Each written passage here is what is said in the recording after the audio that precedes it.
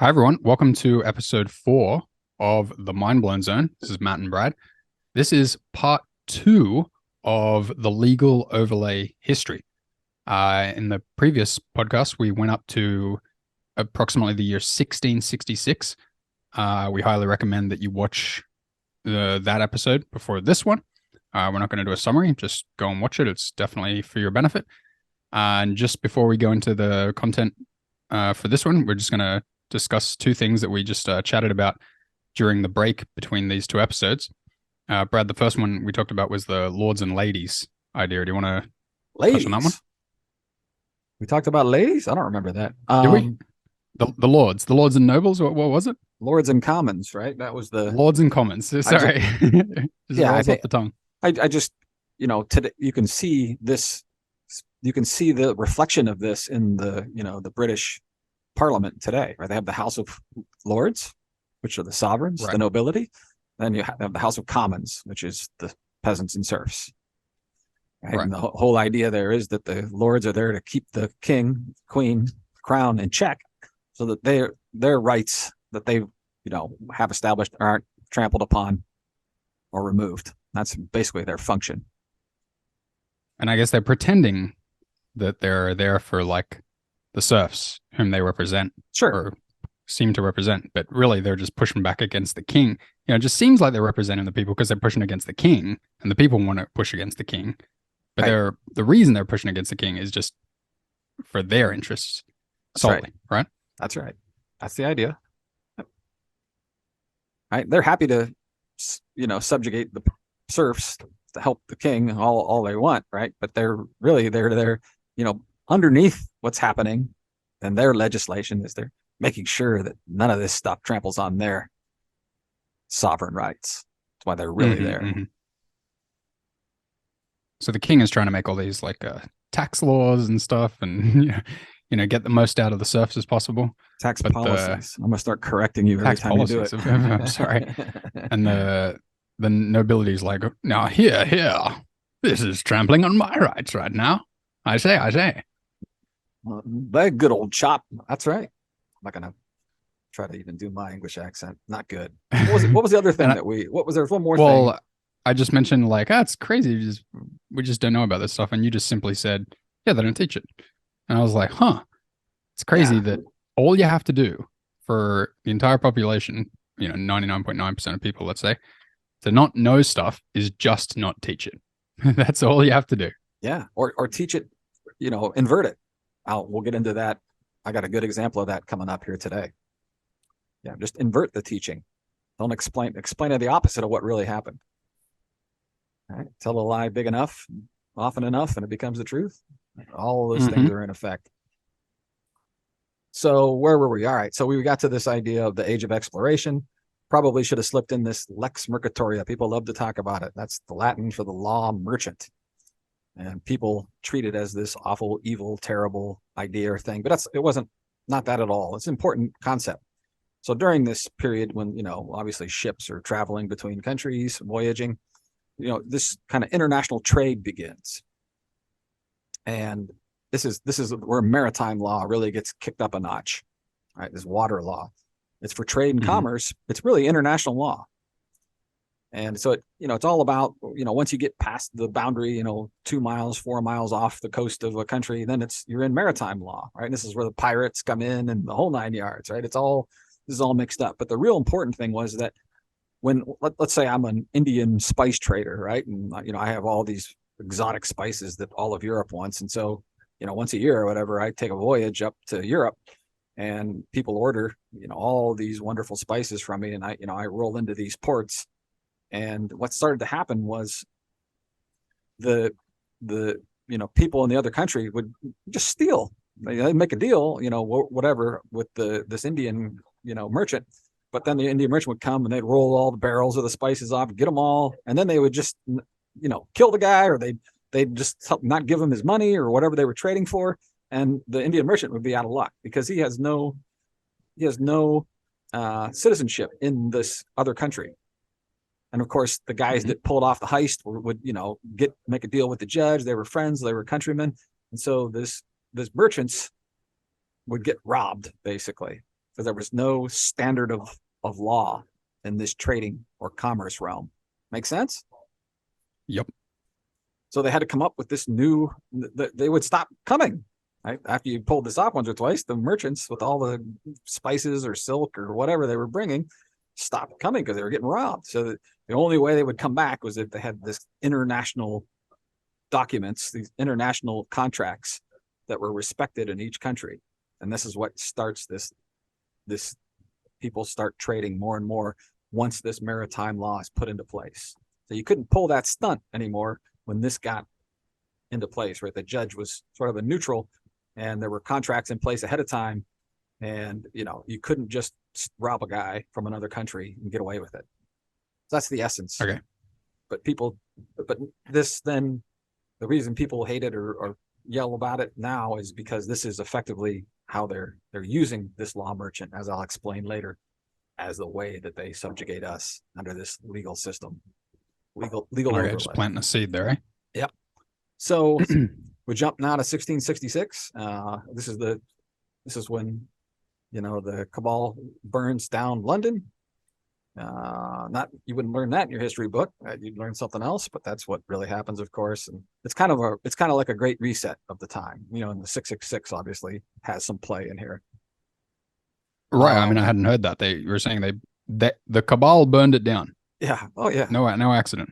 Right. Not an accident. And what's okay? The most interesting thing for our discussion here is we go on and on about what all the stuff that happened then, but this idea of the Sestake V trust comes along, and this is of course a French word, and what that really means is the person for whose use benefit of. It's a fiefment. And really, here's the important part to understand about this, is that after London burns down, people want to come back and claim their property, but some of them get killed. So it was really enforced for two reasons.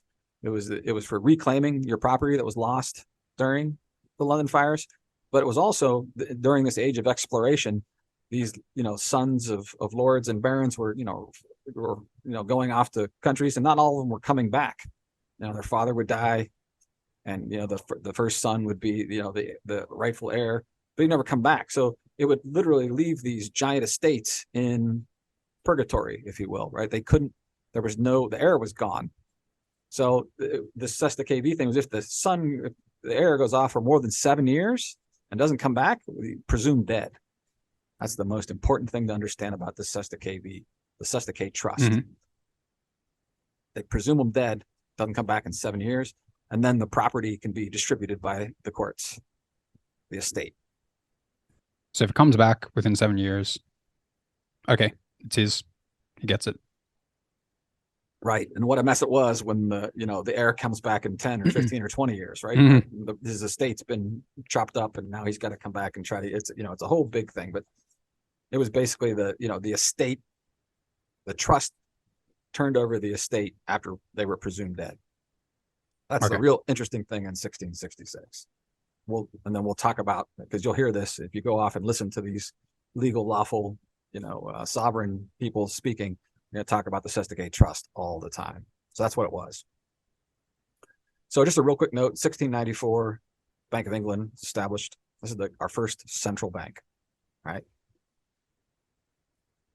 So what does it mean for the Bank of England? Like, they established it. Like, who is the Bank of England? Is that who they owned by? Of course, the name of it sounds like it's the English people and it's the King and Queen's Bank, but it's not. Right? It's this moneyed class, right? The banksters that start this up. Mm-hmm. Right? So this is just the same group, like generations later. The people who were exerting, who are growing in power. Oh, they've grown so much in power now that they've actually managed to establish their own central bank of the whole country, right? Right. Yep. Okay. They've got total control at this point. Okay. Total control. So it's just important that the banks and the legal system are like one and the same, right? This is, of course, founded. Where would you imagine the central bank was founded? City of London, right? The City of London, of course. Right next door to the Temple Bar, right? The Inns of Court, where the legal system is founded, right next to each other. Right. Okay. right? Fleet Street, where it all happens. So that's the story. So then we, of course, jump to 1789. That's the Constitution. This is a very confusing subject. We're not going to spend any time on it other than to say a constitutor, I've mentioned this to you before, is one who agrees to pay the debts of another. That's what a constitutor is. Mm-hmm. So the states are all agreeing, of course, this is a contract. It's really what the Constitution is. And the states owe France 6 million francs at this point. The French were helping pay for, the Americans to fight the British. So they're getting their guns and their gunpowder and their troops and all the rest. So we have a debt now, big debt. And of course, the American government has no revenue at this point, next to none. So because of that, really, Washington and everybody is we're forced to have a bank that's controlled by the central bankers, right? Can I just add something in? I did verify this, by the way. I looked up constitutor, legal dictionary. He who promised by a simple pact to pay the debt of another. Well, thanks for your verification. Thank you. So now we have the first Bank of America, first Bank of the United States, rather. It's a central bank. It's run by this cabal bankster class, whatever you want to call it. And Thomas Jefferson managed to get it shut down because he knows what's going to end up happening, right? They're going to own everything, blah, blah, blah, blah, blah. Oh, okay. That's why it was relevant to mention Jefferson before, because he's like, I know what's going on here. Right. He's president at the time, right? He gets it closed down. So then we have 1793, we have the Treaty of Paris. And effectively what happens in the midst of all this is that the crown, which is not the king and the queen, but it's really the cabal, right? The Crown Corporation, as will later be known as, buys this 6 million franc debt from the French with interest, right? So whatever they pay, 10 million francs, 8 million francs, whatever. So now the cabal owns the debt. Okay. So really important. Well, 1810, just an interesting note, I think, here is that we have this. There's a big argument over this. If you go look at all the mainstream documents, they'll say this is it's a lie, it's all bunk, not true. But you get a lot of other people, right, in the independent research realm that say, no, it really was ratified by the state. In the United States, 2/3 of the states have to ratify proposed amendment to the Constitution. So this is what they call the Titles of Nobility Amendment. And it was just reaffirming that nobody could hold an office in any of the governmental capacity that had a title of nobility. This would be the lords, the barons, the earls, etc. Right? But also means that the order goes. I think it goes gentleman, esquire, knight, and then it's like earl, baron, duke, whatever. I don't know exactly, but that's the idea. This esquire. So if you've ever seen an attorney's placard or card or whatever, it'll say ESQ at the end of that. So that is a title of nobility, meaning they are an attorney, right, for the legal system. So that's what this amendment was supposedly supposed to block. We had the. Can I just clarify something here? Is there something like prior proposed 13th Amendment? And you're saying this didn't, some people say this didn't exist or something. Is that what it is? Yeah, I see you've said original 13th Amendment. Right. So what happened there? It didn't, was it passed or not? The bigger argument. The mainstream will say no. The independent people say yes. Okay. It's mentioned in a lot of state constitutions and state documents that it was passed. That's their proof for it. But what ended up happening was we had the War of 1812. They burned down Washington, D.C. And, like all the original documents were all gone, basically. So that's the mainstream argument. There's no official document that says this was ratified. And this whole period of time is very murky, right? It's just like, imagine this little country just getting off the ground and, everybody wants a peace and they're being attacked from all sides. And this idea that the serfs can be sovereigns. And so this, obviously the whole European continent, right, is saying we got to shutter this upstart nation here, right? Right. There's all these serfs that think they're sovereign. Right. They're crazy. So that's the title of nobility anyway. But if you look at now, right, it's like 70% of Washington D.C. have law degrees, so they're esquires. It's not an accident, right? This is the system being used to oppress the serfs. Is this Are you legal? suggesting that when you pass the bar or something, you gain Esquire? Yeah. Ship? Yeah. Okay. You're in the club. You can now Right. put ESQ or Esquire at the end of your name. And you're a noble. Okay. Right. Oh, right. That's right. So where do we go here? So then we have just a quickie here. So, but it doesn't take long to get a new bank started up, 1816, and that runs for 20 years to 1836. We have the second Bank of the United States. So this is after the War of 1812. I don't want to talk about that, but we have a new central bank, right? Cabal's back in charge, and this is, Alexander Hamilton's a big part of this, Rothschild agent. We have the big play on Broadway now, Hamilton, and of course, it says he's a hero and he's great. The Federalist Papers, on and on and on. But Andrew Jackson puts an end to it. A bunch of fantastic quotes from him, and he was involved in the Trail of Tears and some other stuff. So he's not, it's kind of like a mixed bag of things, but he basically makes it his life's purpose to shut down this second bank because he knows they're going to take everything over, and he pulls it off remarkably in 1836.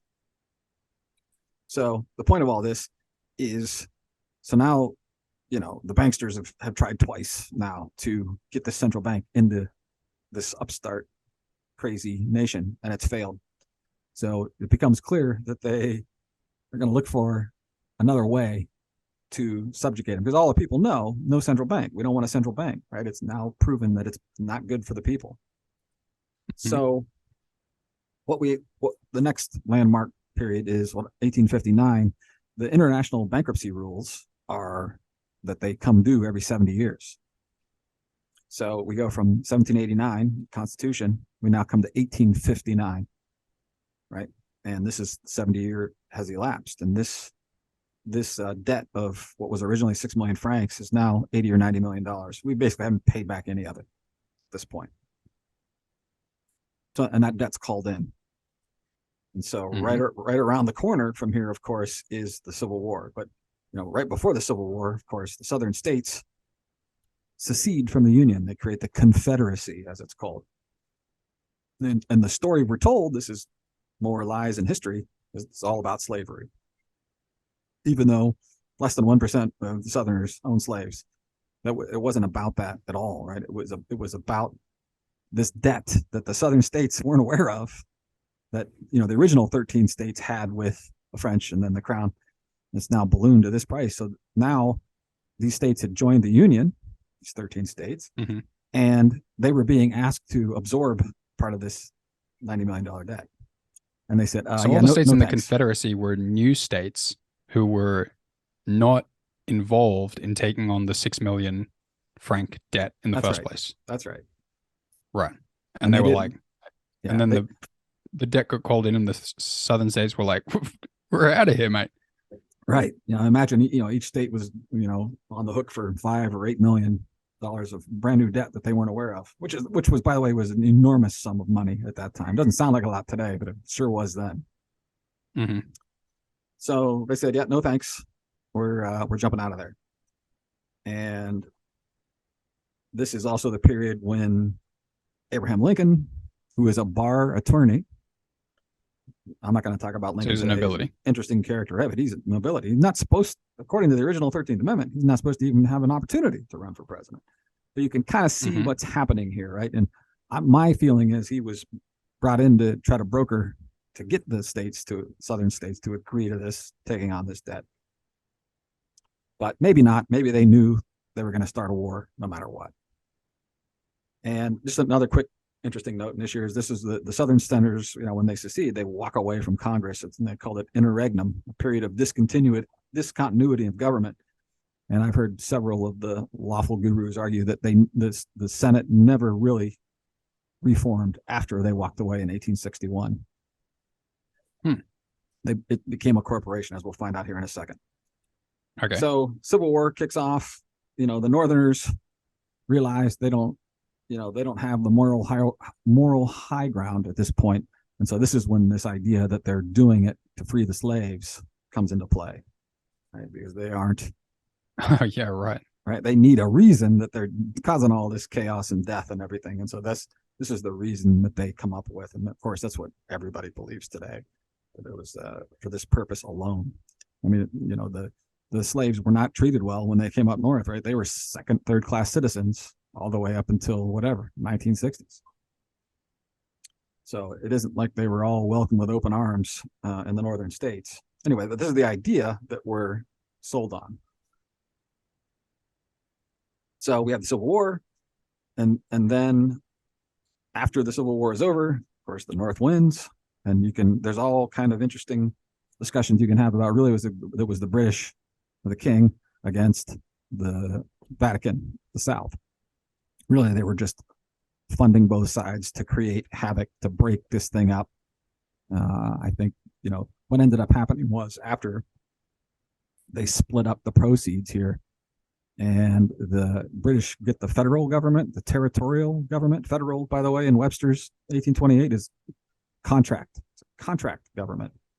It was the American government before it was the federal government. Before the Civil War, it was called the government of the United States. And afterwards, it becomes this federal government. There's a new constitution written that looks very similar to the original. It's the Constitution for the United States of America. The original was the Constitution of the United States of America. One little change in words from of to for. That's a different document. It's the document you'll find if you went to museums in Washington, D.C. It's this new Constitution. Anyway, interesting details. And they still have the original written paper of the Constitution of the United States somewhere, right? Yeah, well, yeah, you couldn't get it anywhere, but people have images of it, right? Pictures. Right. There are images of it, right? And what is the text different? A little bit. There's little subtle changes all over the place. Okay.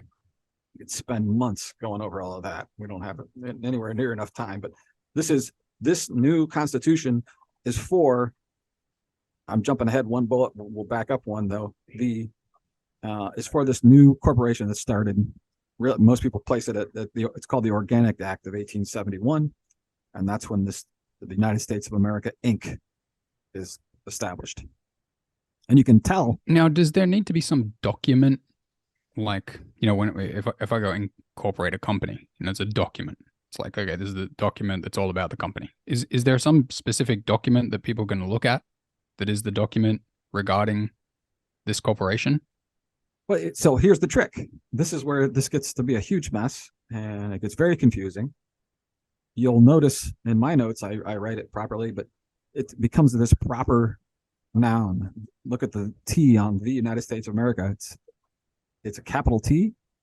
But the original was lowercase t, and then United States of America. That's one little change, right? The comma Inc. part, of course, isn't written anywhere. Why would you want to give it away? It's like, saying Apple Inc., McDonald's Inc., right? Google Inc. Nobody says the Inc. It's just, you just kind of forget about it. But this is, in effect, the United States becomes incorporated. And so what does it mean there to become incorporated? Just to fucking be made up? Like, be made up out of nothing or something? Yeah. So they don't need to draft or maybe they drafted papers off in their secret bank or something like that. Because what do they care about us, whether we have access to the papers, right? But the thing that makes it a corporation, you're saying, is just the fact that it's made up. Not that there's specific papers, but just that it is made up. It's a new legal entity. Corporation, talking corpse.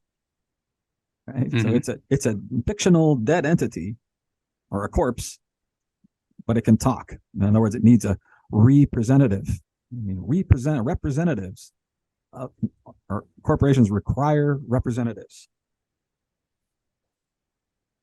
Prior to, right, and this is getting into getting a little off track here, but the original U.S. government was just a company, and the states are all independent nations. And they joined together to pay a company, the U.S. government, to perform certain enumerated tasks, like coin the money from gold and silver, protect the borders, run the post office, et cetera, et cetera, et cetera. So what is a company? And you can play games with all these words, but it was a business. Right? We're saying A business. we'll pay you guys to do these, to run these, perform these tasks for us. That was it. They didn't. And who set that up? Who set up that business? The original founders of the United States. Right. So when you call it a business, it's like that's just a word to imply that it does business and administrative functions, right? But it's essentially just a group of people. Right. Right. Right. So there was a group of people, and that was the government, the federal government, right? The federal government was a group of people, and the states paid this group of people to take care of administrative duties. Right. Right. That's right. And you can, to this day, you can say the deep state is really the administrative state. Those are synonymous terms. Mm-hmm. But that was the idea. And so, go ahead. Oh, sure. And so you're saying after 1871, it's just like that group didn't really exist anymore, and they made a new group, or there's not even a group anymore. It's just a fictional entity at that point. So this gets into a very interesting topic. We'll probably spend a whole podcast doing this, but now we have essentially, this is the legal overlay coming into full force. So they both exist. Okay. They both exist. The original founding documents, right? They're just using our system with this legal overlay on top of it. I'll give you the real trick here in a second. It's a good question though. So, and, like straw man, and a lot of times you'll hear these guys just running over the 14th Amendment. It was because of the 14th Amendment that created the U.S. citizen, but they don't really explain it because it's already been explained 1,000 times in one of their previous podcasts. But wanted to really explain this. So, after the Civil War is over, we have this. I can't come up with a word now. It's not Reformation, but it's the reconstitution of the country. Reconstruction. Sorry, that's the word they use. So they have a new 13th Amendment that frees the slaves. And they come with this 14th Amendment. And this is because none of the states, right, even the northern states, like why, if they were really doing it to free the slaves, why wouldn't they grant citizenship to the slaves, right? Why wouldn't they do it? Mm-hmm. None of them would do it. So they had to make a new, what's called a political status. So prior to this, during this, if you were living in America at that time, you would say, I'm a New York state citizen, or I'm a Florida state citizen, or an Ohio state citizen. You wouldn't say I'm a American citizen. And that wasn't the way it worked, because each of the states were their own nations. Mm-hmm. But after the Civil War, none of the states wanted to grant citizenship. So they had to make this new status, and called it a U.S. citizen, U.S.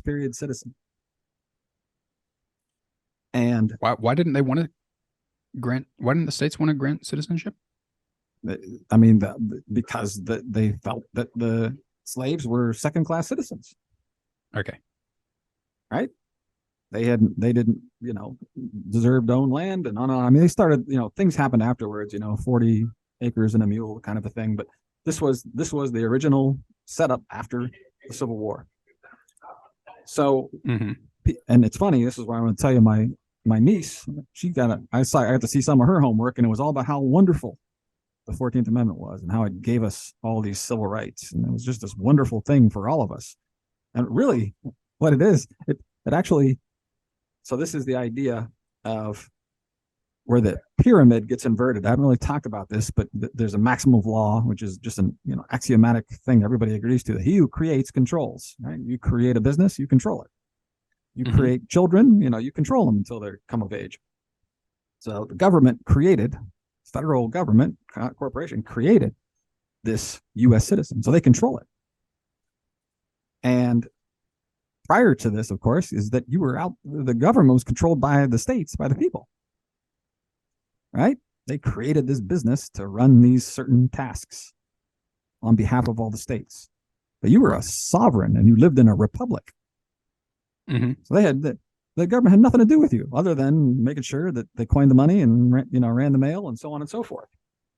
Right, they're just working for you, right? You delegated some responsibilities over so that they could do it and they receive money, and you don't have to fuck around wasting your time doing all that boring stuff, right? Right. And of course, this business or this corporation now is creating rules for their employees, corporate policies, corporate bylaws, statutes, if you will, that only apply Right. to. So we're just Right? believing the reason this is a corporation and has become an entity is they just like said that there's a thing. They're like, yeah, Constitution for the United States. Yeah, it's a thing. And we're like, okay. Yeah. And then they just keep referring to it and we refer to it. And it's just made up in the beginning, right? But now it really feels like it's real, right? Well, again, it's, the Constitution was subtly altered and changed, right? Right. The one we know of today was not the original. But again, they're doing this little by little, piece by piece. Okay. None of this is everything I'm talking about here is across generations. It's like frog boiling, right? Right. Put a frog in a pot of cool water and you just turn it up slowly. He won't jump out, that kind of thing. That's what's happening with all of this. They don't like just come in here with, rifles and cannons and say, hey, now this is the new way. It's very ingenious and subtle. So here we have, let's see, where was I? So this, this Organic Act, people argue against this, they changed it, who knows, 4 or 5 times just in the 1870s alone. So that the original Organic Act no longer applies, but they kept changing it and changing it. But what really happened here in all of this is that the British, the king, got the federal, and the Vatican got what's known as the municipal governments of the city, right, county jurisdiction. We have these 2 different governments now. Mm-hmm. So that's an example of these different jurisdictions. So basically, they're just taking money from people and either one, right? It's just a money grab, labor grab. So where do we go here? So, by the way, the southern states are under martial law this whole time after the Civil War, 1865 to 1880, more or less. They're being held by military rules, Lieber Code, on and on and on. Not going to talk about that today. But in this period of time, we get this Organic Act, we get a bunch of changes to that, and then we get, of course, the bar, right?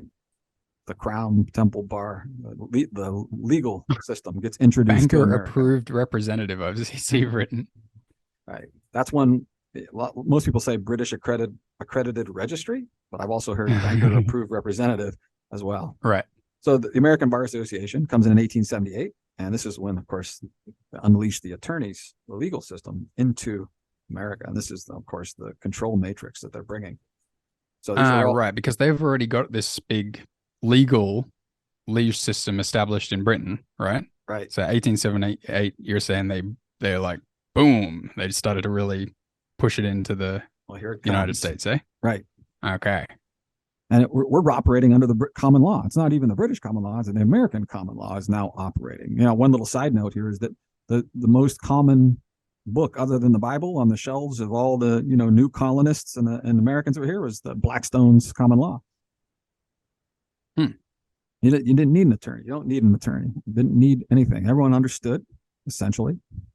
And this is, the golden rule: do no harm, injury, cause harm, injury, loss to your fellow man. Right? Do unto others. Right. Everyone got. So no one has these anymore, right? What do you mean? Like no one has a copy of that book. Yeah, it's hard to find.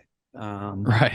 And really, it's unnecessary. But the people looked at it for previous rulings and findings, like what happens in these. It was all about these complex, tricky situations, like who really has the right position here. So that's really what it was. Mm-hmm.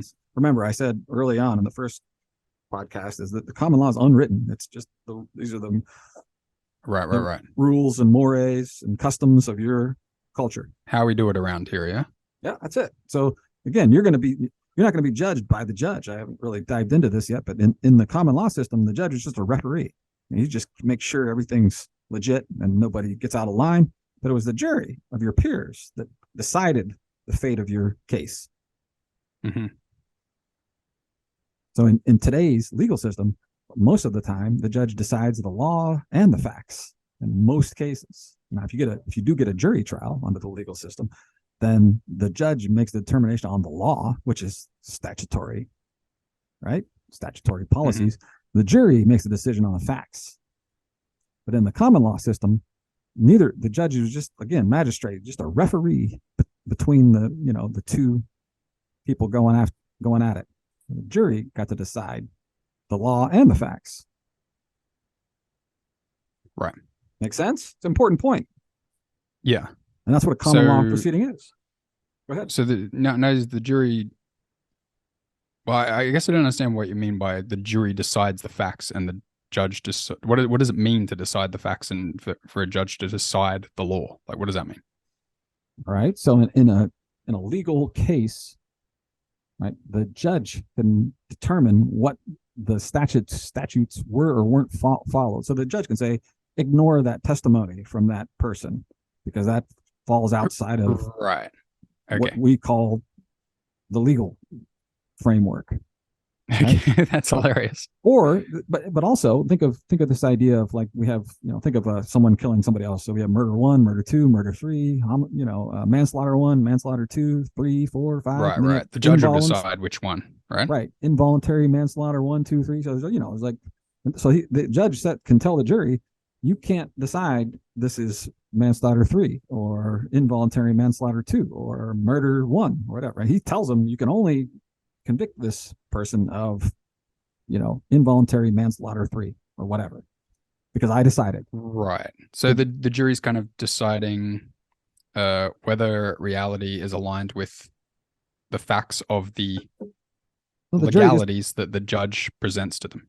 The jury just comes to guilty or not guilty. That's all they get to do. Okay, sure. The judge gets to say, all right, that's manslaughter 3, that's 10 years and whatever, blah, blah, blah, blah, blah. But the judge gets to decide all the law that applies. But okay. Okay, sure. Gotcha. Right? In a common law system, the jury gets to decide this guy needs to go to prison for 50 years or 1 year, or whatever it is. Right? That's what we decided. That's the penalty he deserves for killing this person. And they wouldn't talk about murder 1 or murder 2. They'd just be like, I think it was really severe, so we think this punishment's appropriate. Those are statutes. There's no such thing. All there is the opinion of your peers. And of course, you wouldn't ever want to find something horrific for somebody, because then your peers could do the same thing to you. So that there's an incentive to be as fair and just as you can be. Right. So I'm seeing it here. Like, that's why you call it banker approved representative, because there was this common law, and then they started to inject all these banker approved representatives, and they're just making company policies that all the employees have to follow. Right. Corporate policies. Yeah. And really, the whole system is really, I haven't gotten here yet. It's more towards the end of this, but it's all criminal law is really commercial. And it's all to extract money, what it really is about. Mm-hmm. So, but that's a whole different idea. But yeah, that's right. So where do we go from here? Right. We also have the Department of Justice being, first founded in this era as well. Some people, I think Trump now calls it the Department of Injustice, just to get under the skin of the people that are doing things. So this is what, I kind of define this whole thing as this 1879 to 1929, just calling it this continued encroachment of the legal system over this common law system they had. So it's slowly they're not teaching people about this, so they don't understand their real rights. They think they've now gotten more and more people are being coaxed into saying I'm a U.S. citizen instead of a New York State citizen. Right? So and a U.S. citizen is under the legal system, right? The corporation created so they control it. This U.S. citizen, which is effectively treated as an employee or a dependent of the federal corporation, right? Which is under the auspices that this was gave the freed slaves some status, right? Because the states wouldn't give the sovereignty status, so this was giving that's how basically, in a nutshell, you thought we all think that the Civil War was to free the slaves, but really what it did was it enslaved everybody. Yeah. I was just thinking, like, it's so crazy. Like, everyone's like, I am a citizen. I'm so proud to be a citizen, right? Like, before it wasn't, you wouldn't be calling yourself a citizen. You'd be calling yourself a sovereign or something, right? Or it'd be you'd say your state, which was a nation, like I said, a New York state citizen, which you were. You would say So you're a that, state citizen, which is right. actually a proud title, right? Yeah. But You were, the state was the a nation. U.S. citizen is just an employee of the corporation, right? Right. What? Right. But yeah, we talked about this earlier. But yeah, you have no idea that's what it is because they say they give No. you privileges and benefits. Right? You get privileges and benefits, right? Wow, privileges. Which the slaves did not have. So it was a step up for them, Right, right, right. step down for all the sovereigns. Yeah, right. Because they come in the 14th Amendment, I guess they're saying, so now everyone is a U.S. citizen, right? No. They did not just. They Oh, didn't say that. They over time you would like so say you would go to get a passport or you would sign a certain legal document and you would just have these choices and they just started to take away the choices that you were a state citizen. So today, right, you go to get a driver's license or a passport. There's are you an alien? Are you a green card holder? Or are you a U.S. citizen? Which one are you? right. They don't offer New York State citizen to you. Okay. They just stopped showing it to us. So this is their So it little. still exists. That's what you Yeah. said before. Like the two systems exist. Like you could probably go declare yourself a New York State citizen, but you don't That's know right. about it. So you're just like, I'm a U.S. citizen. That's right. This is this whole quote status correction thing that's happening. I'm going to change your Mm-hmm. political status back to the way things were prior to this 14th Amendment. So this is a movement gaining in popularity, Right. right? Right. And there's all kind of infighting on who's doing it right and who's doing it wrong, and if they've done enough or haven't done enough. And we won't be able to get into any of this in these two talks, but there's all these presumptions. Like, so it's a huge whole other talk to get into this. But yeah, there's this legal system because they couldn't get rid of the common law system that was in place. They overlaid this legal system over it and make us believe this is the only thing operating when it's really not the only thing operating. Right. You just haven't been educated on it, right? Why would your rulers educate you on these subjects? Mm-hmm. Of course, they wouldn't want to do that. So this is, I want to see if I can get it through all of this because there's only really, I guess I named Jefferson and William the Conqueror, but this is the most interesting character. So 1913, we have, everybody kind of knows, this is when the IRS and the Fed were introduced, the Federal Reserve, under Woodrow Wilson. Mm-hmm. A real quick note, I guess I'll say this afterwards, about another quick note I didn't put in here, but there's a character that comes into play here that not one in 1,000 people have ever heard of here in the United States. His name was Edward Mandell House, or Colonel Edward Mandell House. He wasn't really a colonel, an honorary title, but his dad, one of the wealthiest people in Texas during the Civil War period. He's I forget what they call him, a blockade runner or something. He's trading in illicit merchandise between the British and the Americans and cotton and goods and back and forth. He makes a killing. So I think it's safe to say he's been blessed by, the European banking cabal, more or less. Right? That's how you get rich, pretty much. Mm-hmm. So he has this son, Edward Mandell House, who has a knack for helping. He's called the Kingmaker in Texas. He has that for basically he's a political activist, behind the scenes guy. Helps like 4 or 5 guys become governor of Texas. And eventually decides I'm ready for bigger things. And moves up to the big federal national level. And he somehow or another, I think it's because of his dad. I don't know that I've read this officially, but he gets connected with the Warburgs, which are part of the Rothschild dynasty, and they're the big money guys on Wall Street. And it's said that House and Warburg were the biggest influencers in getting the Federal Reserve Act passed. So they're greasing politicians, whatever it needs to be done to get this done. And we're not going to certainly talk about the Federal Reserve here, a subject unto itself. With me so far? Yep.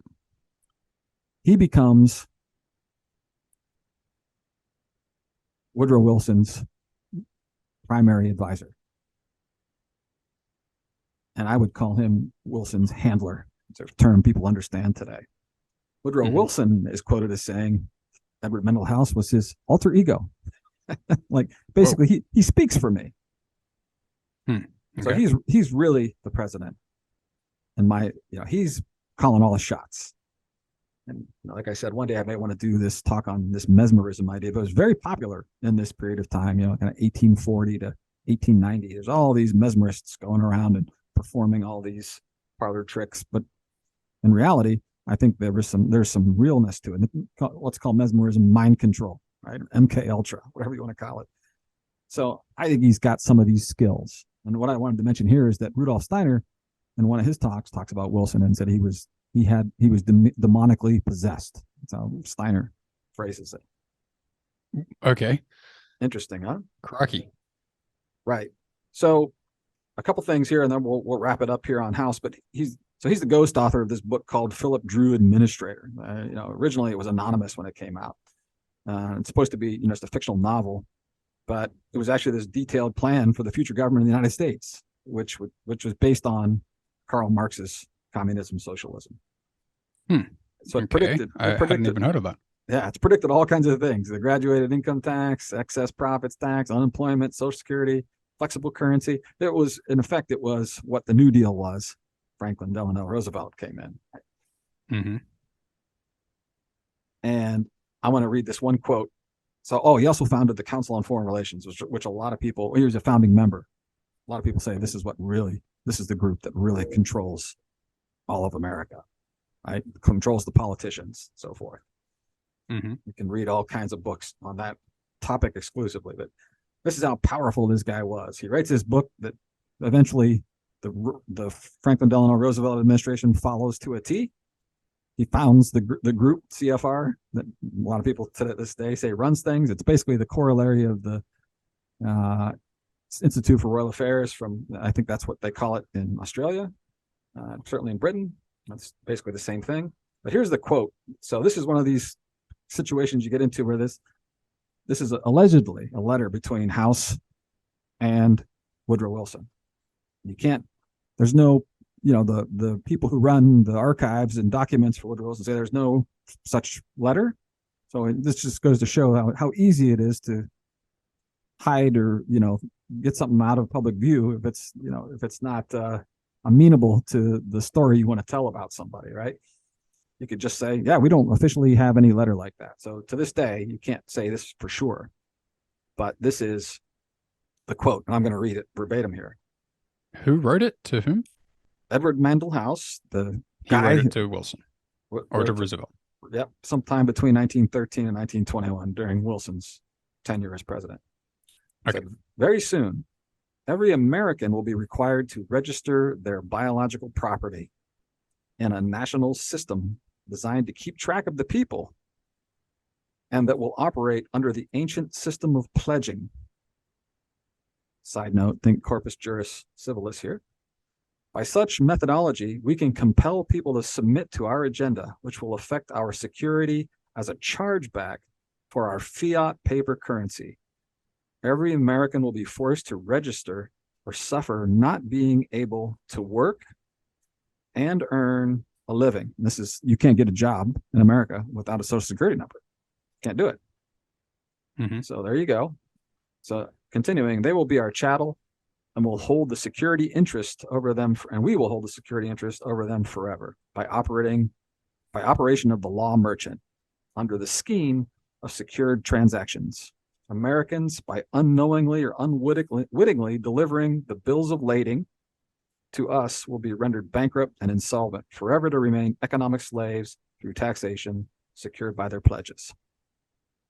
They will be stripped by their rights and given a commercial value designed to make us a profit, and they will be none the wiser, for not one man in a million could ever figure our plans.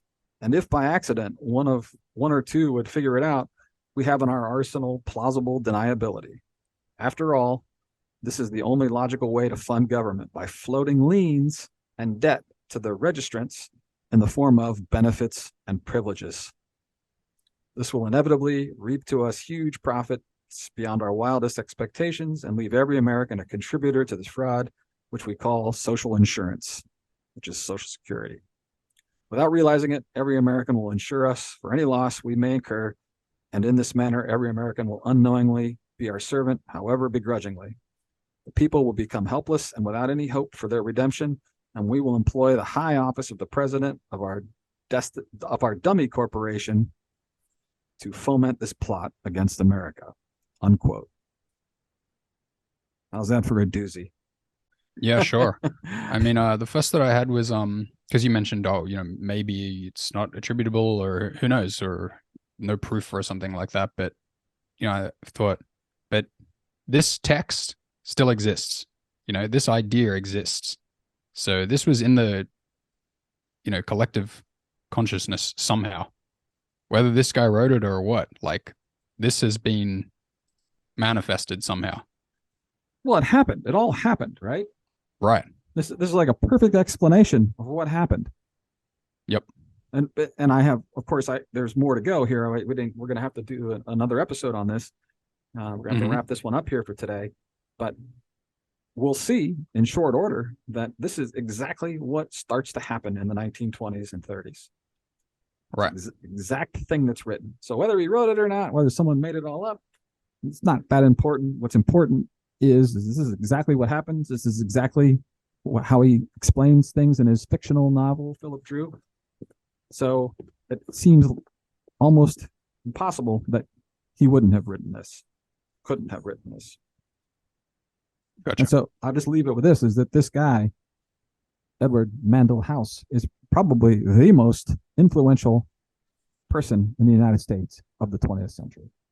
Like, no one else even comes close, in my opinion. Some people may argue Henry Kissinger, right? Yeah, he's a pretty influential guy. But this House guy is the real deal. And nobody's ever heard of him, of course. No, I'd never heard of him. 1 in 1,000 people have heard of him. Anyway. Behind the scenes, eh? Totally. Which is how all the real powerful people are always behind the scenes. Okay. So I guess we'll wrap it up, and anyone watching should jump right into the next episode. Yep, we'll do the next episode in a couple of weeks, and we'll put her out there. There's more to go. Great questions, and please leave comments if anything isn't unclear, and we will certainly try to clear that up either with a reply or in a future broadcast. Right, and I think it's a good time to let people know. I mean, you haven't finished this book, but people could be listening to this years in the future. So you're working on a book that goes into even greater detail. Do you just want to mention a few things just for that word that's into the future, for what's the word you say, for posterity? For posterity. Well, hopefully it'll be put out someday. Maybe it'll be a pamphlet. Maybe it'll be 5 books. I don't know. Maybe it'll just turn into 50 podcasts. I don't know yet. I mean, a lot of what was done here today was from the outline of the book. So that's the idea. So hopefully it'll come out. We'll certainly talk about it if it does. Well, I think if it is out, if you're watching this in posterity, I highly suggest you just look right below this video, because that's where it's going to be if it's out. Yeah, we'll update the video, of course, if it comes out. Good point. All right. Okay. Thanks, everyone, for watching, and thanks, Brad, for your wonderful explanation. Thank you for all your great questions, Matt. Hopefully everyone got a nice little education here, and it's clear to everybody, and we'll pick up from the story on a future podcast. Okay.